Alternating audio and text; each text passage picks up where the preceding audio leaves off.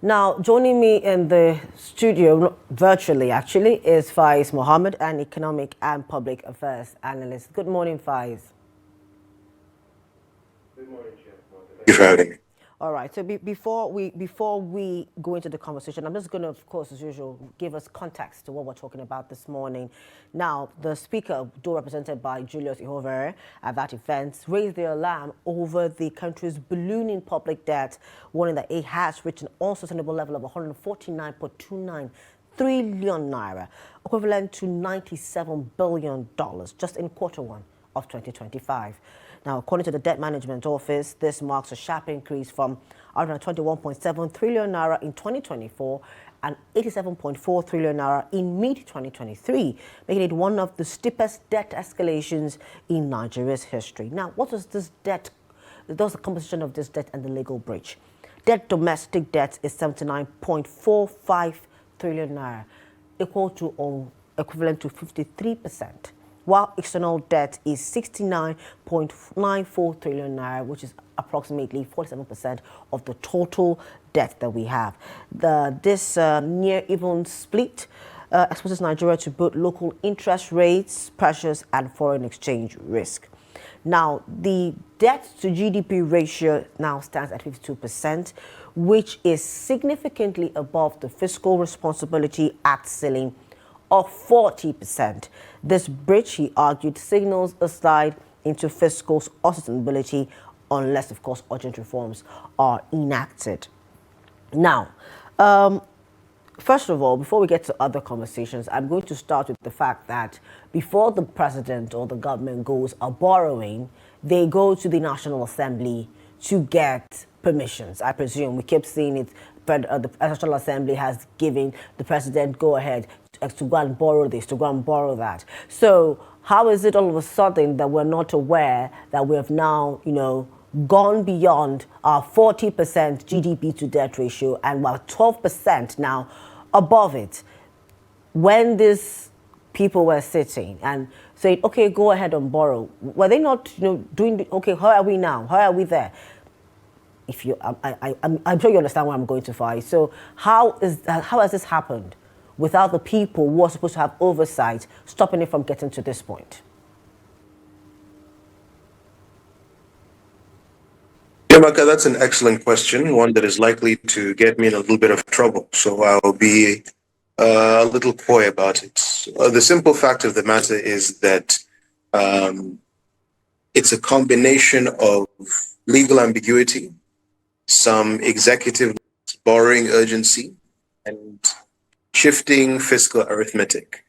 While the Fiscal Responsibility Act sets a 40% public debt ceiling, like you mentioned, in practice, there has been an allowance of country-specific conditions and the justification of some liabilities that really dilute that ceiling's bite. Large tranches of external borrowing are often presented to the National Assembly as necessary for capital projects, and approvals frequently come through committees that have very limited capacity for rigorous, project level appraisal. I think also that the National Assembly has often been very reactive. They approve loan authorizations en masse during budget sweet spots, rather than enforcing sustainability tests or requiring independent analyses. So, in effect, by the time fiscal indicators turn red and we're aware of the danger, approvals have already been on the statute books, and reversing course would be politically and legally difficult. Okay. Now, I'll go back to what I was saying before I ask that question. Now, why is our debt, one of the issues is our debt servicing strain. And it's particularly worrying because in 2024, over 90% of the federal revenue went to servicing debt, leaving little for health, education, infrastructure, and social welfare. Critics, of course, have warned that this could crowd out productive spending and undermine issues. But one of the things that was said there by one of the speakers in that report was that, that these monies, this debts, that these borrowings that we're going to do is being used to do what it's meant to do. Now, the question is, when we go a borrowing, when we finally get the funds that we've gone to ask, to be given to, do they actually do what they ought to do? One. Two, I'm going to go back to the National Assembly, who have oversight committees. Is there an oversight committee set up to see that these monies that we've gone to borrow, that they approve, gets to do the job that they've approved the money for? You're after me this morning. I think, yes, definitely there are mechanisms that exist to that borrowed funds are strictly tied to very productive investments. The responsibility and budgets require that borrowing for projects or human capital expenditure. So, of course, we have institutional mechanisms such as the Debt Management Office, whose job it is to sequence loans. And then we have the Budget Office, which integrates borrowing into the annual appropriation. The Auditor General has a committee which provides. So, in practice, exists. You can reclassify their off-budget.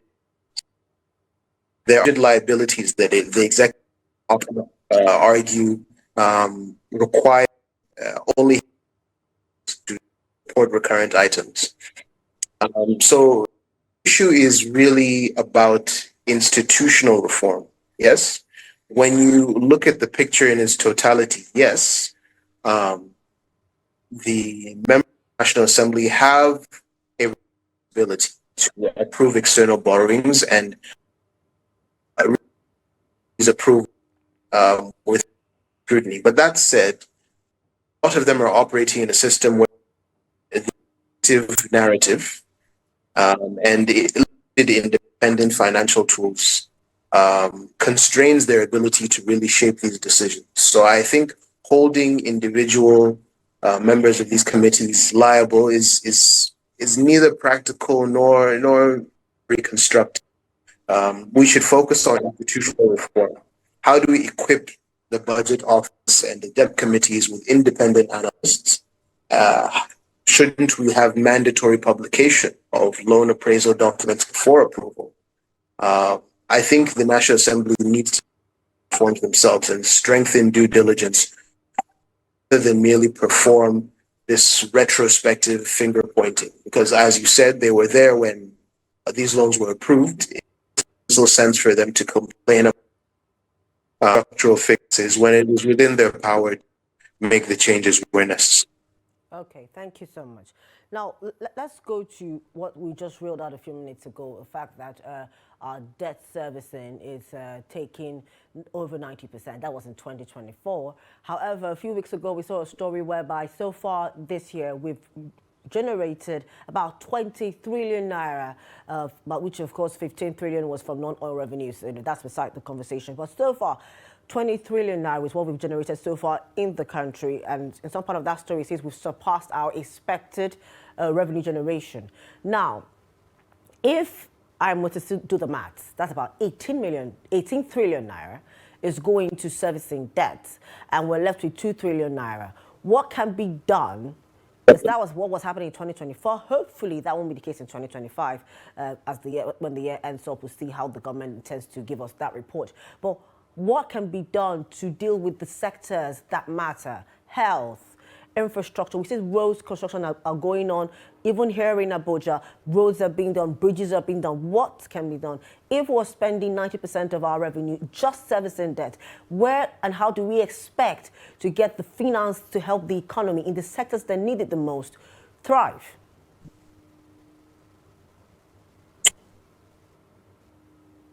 I think it's a difficult situation. It's a very difficult situation. Really, the government faces three immediate and imperfect choices. They can either reallocate cutting priority recurrent outlays to preserve health and budgets. accelerate tax reforms, broaden the base, and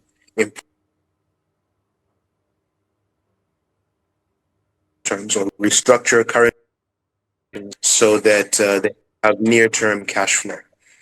The option has its own risks. If you cut spending, you risk social unrest and the human that already needs attention. I believe the government is tax hikes, but that can slow growth and hurt the most of society. And then if you go with fresh borrowing, that worsens sustainability if you're not restructuring at the same time. Practically, Nigerian typically pursue a mixture of you protect core social spending through ring fencing, you accelerate revenue measures, and you step near-term prioritizing high impact growth enhancing capital. I think estimates vary to whether or not some agencies have debt profiles of 60 to 80%. But in general, I think the government has two options that aren't going to require looks from the federal government and from the country in general. Okay. Another question I have is now with our rising debt, what does that pose, for our credibility? I know that, over in Western countries, they have this credit system where, if you're able to pay off a debt, your credit score is good, you can have access more loans and all that. Now, here, I'm sure that applies equally to countries, being able to access some sort of, financial things. With this situation that we have found ourselves in, what does that mean for our credit rating on the global scene? So there are a few things that credit agencies assess. Our debt to ratio, debt to service revenue, structure, any decision on these typically leads to downgrades or at least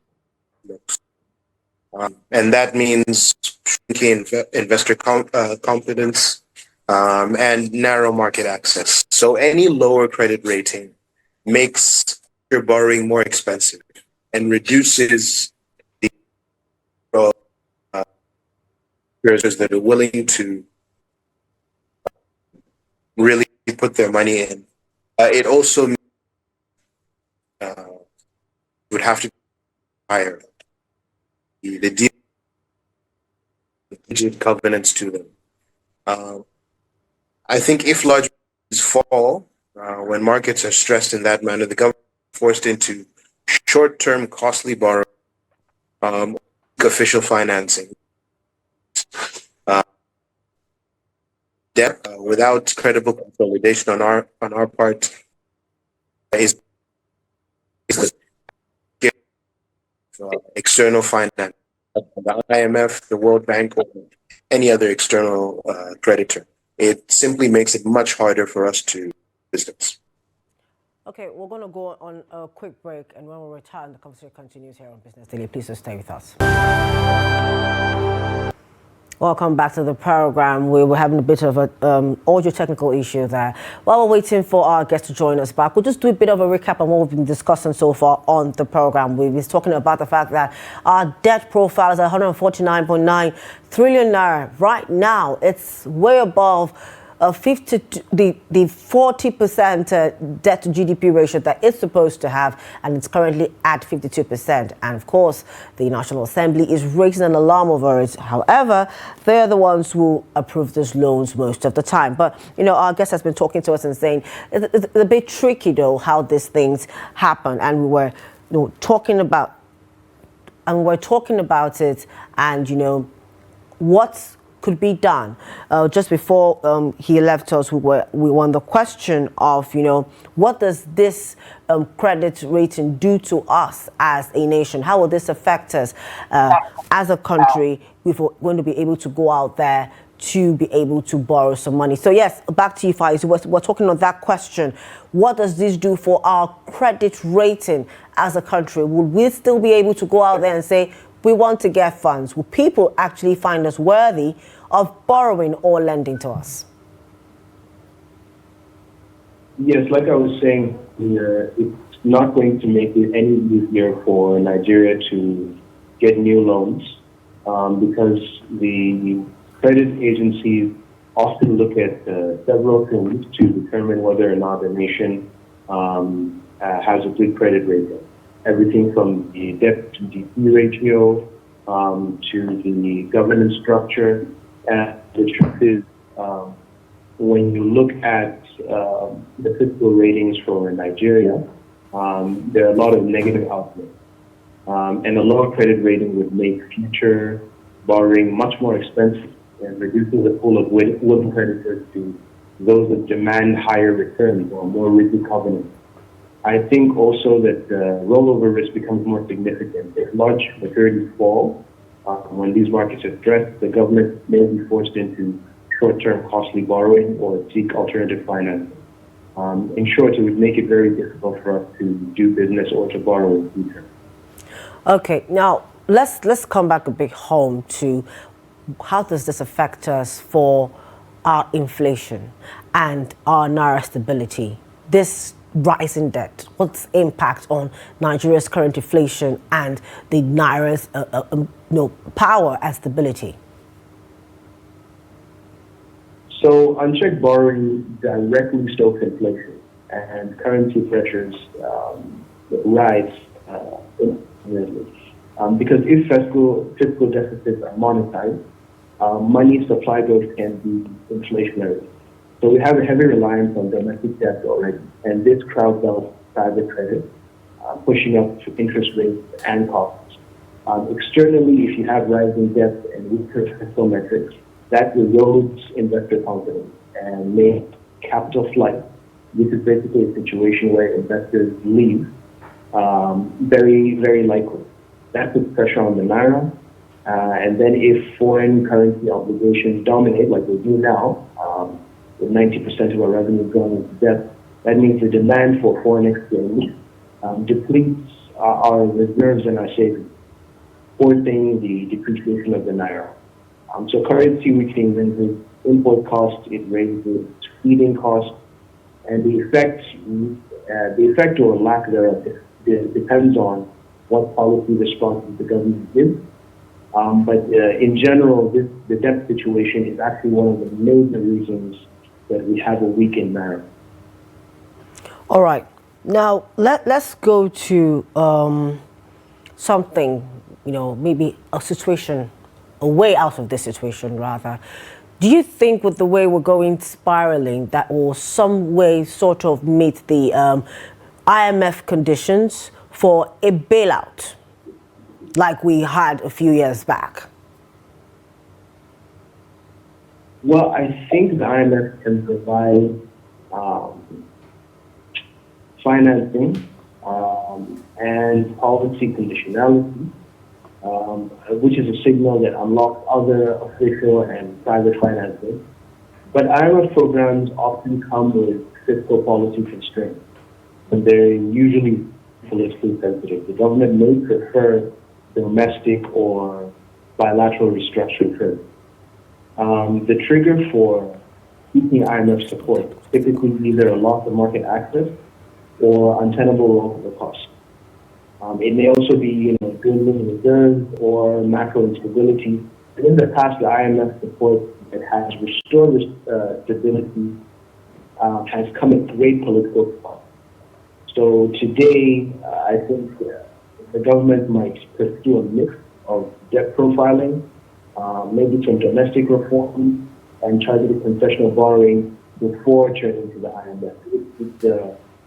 It's an option, but it's not something that the government would want to take unless it was absolutely necessary. Okay, now one of the debts that we are seeing, I'm going to go back to the numbers for the debt. We see that domestic debt is 79.45 trillion naira, and the president has said that so far this year, when that report came out, I believe last week, that the country has not borrowed locally so far in the 8 months of this year. So are we saying that the 79.45 trillion naira are old debts from last year? And if so, what's the debt servicing? Are we servicing debts more to foreign investors, or external debts more against, local debts, And how does this work, really? Okay, so just to clarify for the president, it simply means that yes, almost all of our borrowing has been external, and the debt servicing has been to external actors. What has happened with domestic debt is that rather than borrowing, what we've been doing is restructuring the deals that already exist. So there is no new borrowing going on. However, there may be some servicing of already existing debt management agreements. I think it's fair to say that the vast majority of our debt profile is external. It's either to DFIs, to the Chinese Nexim Bank, and to several credit systems within the European Union. But yes, to a large extent, there has been no new borrowing on the domestic front. Restructuring of previous deals, yes, but no new borrowing. So Faiz, actually, from the numbers we have, our local debt is more at 79.45 trillion naira compared to 69.94 trillion naira of external debt. So the country is owing about 10, give or take, approximately $10 trillion, trillion naira to local, borrowers. That is true, but if you look at the president's statement, what he said was that there was no new borrowing. Not that debt does not exist. Okay. Anyway, so now there is a question I want to ask as regards to debt. You talk about debt restructuring, and I'm thinking, because that's one of the highlights for the G20 summit coming up in November. They're going to the table. It's happening in South Africa, actually, and they're asking for debt restructuring for African continents. I want to just pick your mind on that, because you brought that up. Debt restructuring. Do you think it's something we should push for? And what do you think the global scene, the World Banks and the IMFs are willing to listen and actually restructure this debt? Also, what does it actually mean and entail? So we've been in this situation before, and our debt was either forgiven or restructured in such a way that it was easier for the country to meet its obligations over a certain period of time. I think, given the realities of the current global market and the fact that several of our usual creditors, mostly within the European Union, are going through either own economic challenges or restructuring the way in which they allow for external borrowing. Significant restructuring might be difficult to pull off. And it might be something that creditors have to fully reassess on a case-by-case basis and not for the entirety of the company.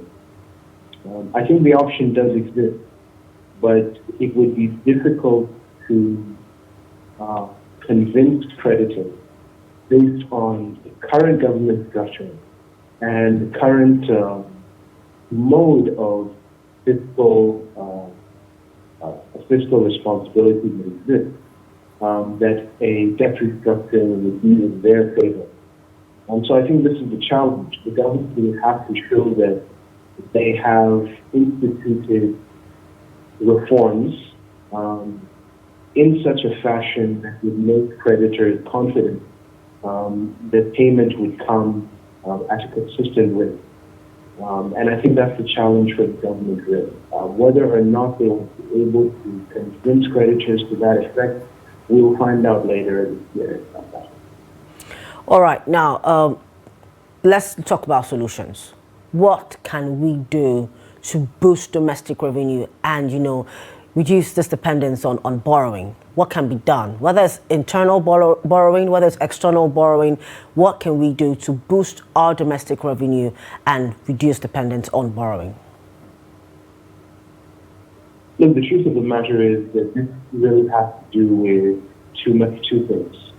First, it has to do with our level of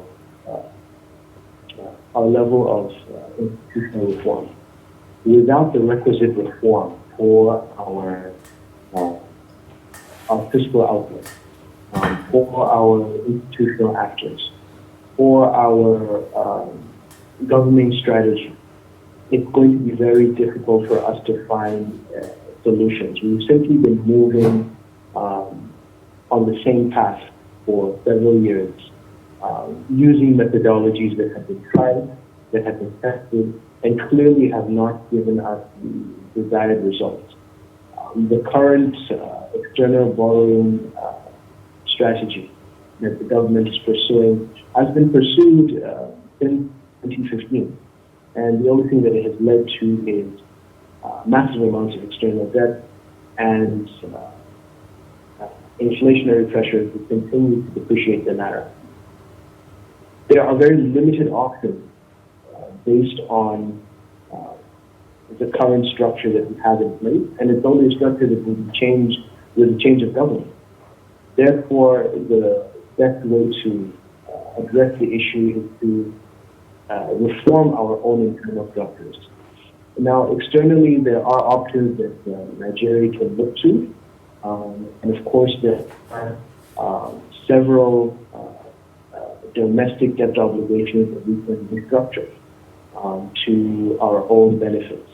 However, I think that right now, even within the domestic sphere, there would need to be a certain level of reform within the way that Nigeria borrows and the way that borrowing amount is spent in order for us to see true change on these fiscal numbers. All right, thank you so much, Faiz Mohammed, for joining us this morning on Business Daily, sharing your insights on our debt situation here in Nigeria, how we can move on from it and what we can do with it. Thank you so much. Thanks for having me.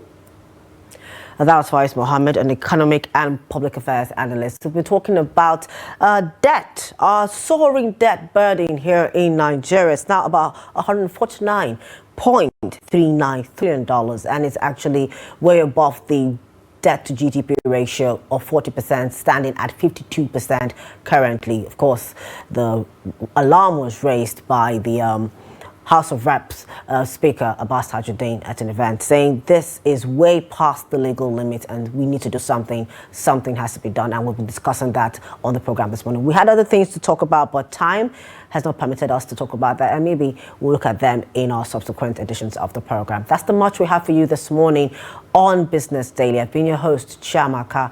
For more of our programs, news and documentaries, do well follow us on our social media platforms and on our YouTube live stream. Same time, same place tomorrow. Bye for now.